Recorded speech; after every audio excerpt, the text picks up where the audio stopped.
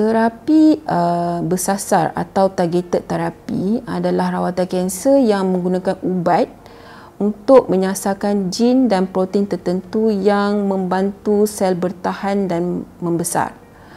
Terapi yang disasarkan boleh menjejaskan persekitaran tempat sel kanser tumbuh, atau ia boleh menyasarkan sel yang berkaitan dengan pertubuhan kanser seperti saluran darah.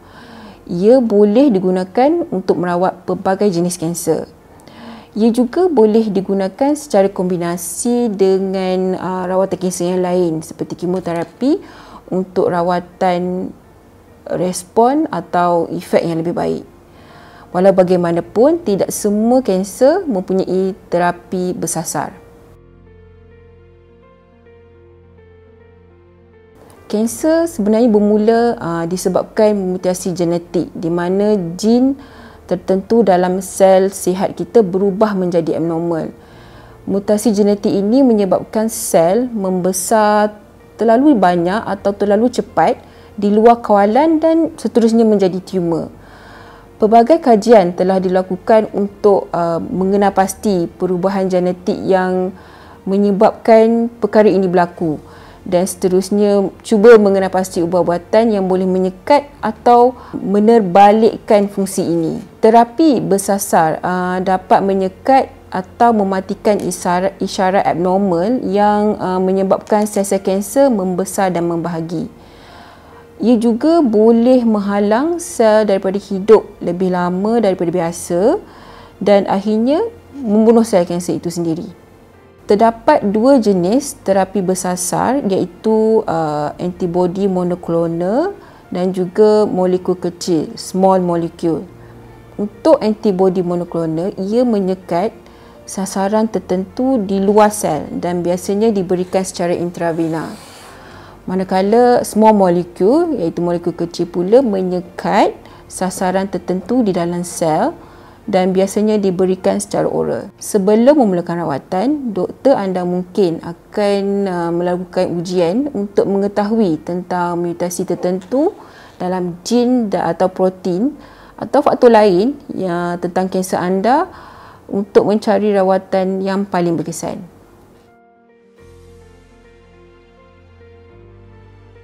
Imunoterapi adalah sejenis rawatan kanser yang menggunakan bahan untuk meningkatkan sistem imunisasi dan membantu badan mencari dan membunuh sel kanser.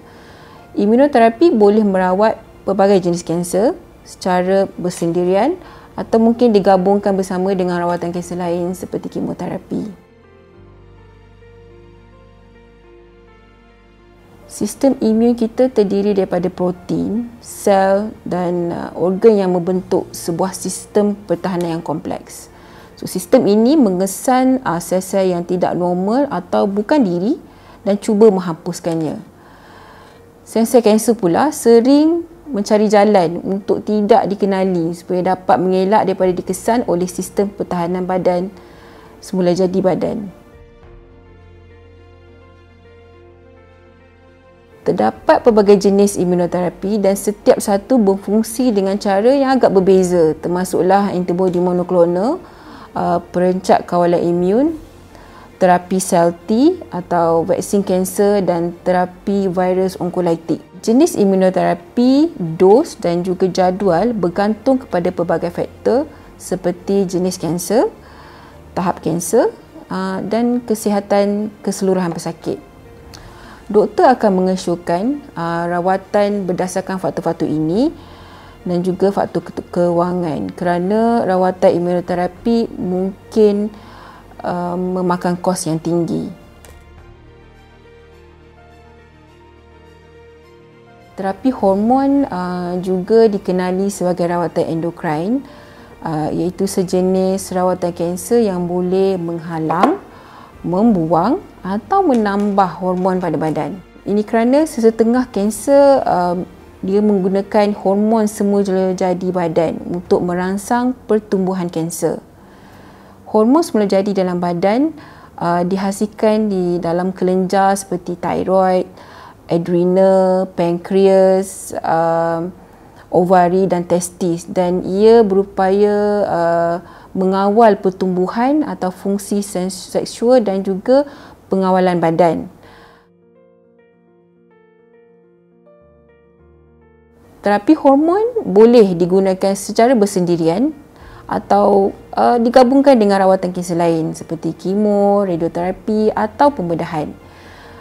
Ia boleh bertindak dalam pelbagai cara, termasuklah mengelakkan badan daripada membuat hormon seperti pada kanser payudara, atau mengubah cara hormon itu bertindak dalam badan, dan akhir sekali mengelakkan hormon daripada berinteraksi dengan sel-sel kanser seperti dalam kanser prostat.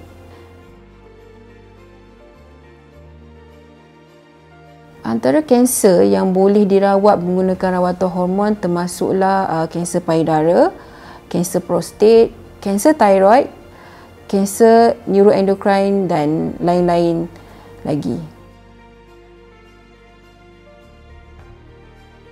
Terapi hormon boleh didapati dalam beberapa bentuk.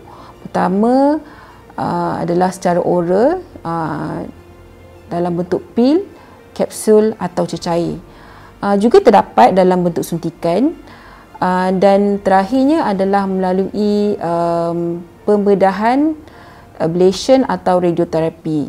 Contohnya melalui pembedahan orkidektomi di mana testis dikeluarkan, atau oophorectomy di mana ovary dikeluarkan daripada pesakit.